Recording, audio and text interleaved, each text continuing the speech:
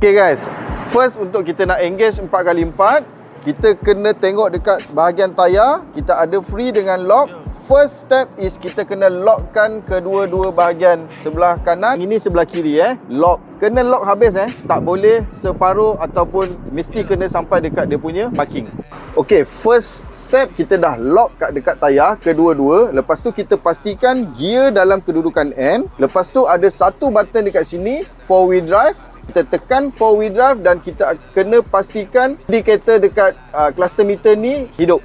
Bila dah 4-wheel dah engage, bila jalan depan tu terlampau ekstrim, kita boleh menggunakan gear L. Dia punya step dia sama juga, gear kena dalam kedudukan N dan kita kena tekan clutch sampai habis dan kita switch ke low gear dan akan keluar indikator yang macam ni, maksudnya dia engage. Ok guys, sekarang kita dah habis guna 4L dan kita nak berbalik kepada 2 wheel. Kita menggunakan step yang sama juga macam tadi, cuma diterbalikkan. Kita kena tengok dekat sini indikator ada 4L, kita switch ke 4H dulu. Bila lampu indikator dah mati, baru kita akan tekan 4H ni.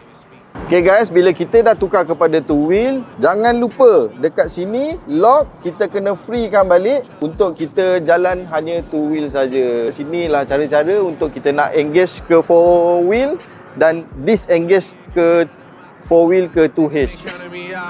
Okay guys, siapa-siapa yang nak cari lori 4x4, korang boleh cari brand Isuzu.